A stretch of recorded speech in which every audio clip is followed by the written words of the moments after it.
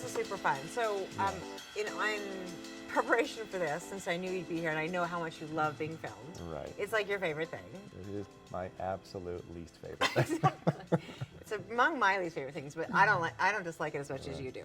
But so I decided to put you on the spot today. Okay.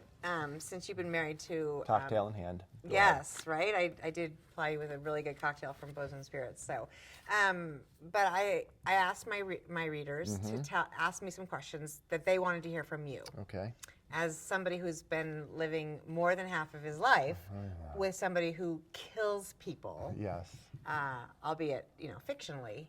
We for hope, a living. right. Right. Well, so far. So far. So far. So let's see. So let's see what the questions. Here's the first one. It says, do you ever read a character who gets killed off in the book and think it reminds you of yourself? Oh, gee. I mean, multiple times in a book. Every dead I think character. every character has some of my personal traits and mannerisms. Yeah. Every character who dies, you mean? Yes. Every villain, Yes. or just the And dead people? And it always seems to fall after one of our arguments. It's like you have this great moment of us. It's true. You create a great scene. Good. I'm glad And to hear you that. feel good that someone died. And actually, it really has been great for our marriage because then I don't actually have to kill you. Right. Yes, I like that one. Okay, here's one in the same vein. This next question is, are you afraid for your life, and do you sleep with one eye open? Well, okay, so that's a question we've had from lots of friends in town Yes. and every place we've lived. And the answer is, of course I do. You'd have to. I have to sleep with one eye open. Yeah, it is a little creepy that you write some of these scenes where someone is injured or killed off with such detail. Well, that's part of your medical background too. Yeah, that's creepy.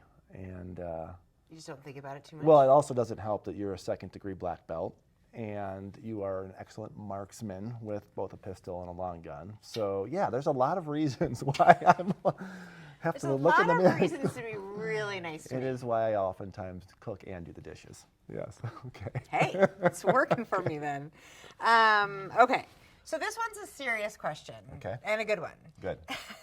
What advice would you give to someone who is living with a writer? Oh gosh. Okay, so I can answer this one from experience. Yes. It's taken me 15 books, maybe 14 or 13 books to learn, but it is, I guess, to just be supportive, right? Not try to be your agent, not try to be your editor, not give you suggestions, just step back and provide support for this sort of impossible career you have chosen. And I have not always done a good job of that. Well, it's but- like you said, it's kind of an impossible situation. There are days when I have a great writing day and I'm on cloud 9 and I just Right. feel so, and that can turn in a dime when somebody Right. says, "No, it's not And right." so now, how does that? I mean, we know this, but so now, when do I get to read the book? Right, Last. last. Right. Right. Well, also, you're not a particularly fast reader. No. So when I watch you read a book, it's a little excruciating. Right, Because right, I'm which reading is your part face of- like, do you love it? Do you love it? How come you haven't looked up and told me you love it yet? Right. So. Which I always do. You do. But I've learned to just step back and support and let the people that know what they're doing, i.e. your friends and colleagues, really provide you with... Smart. You've yeah. gotten so smart. I've trained you so well. All right.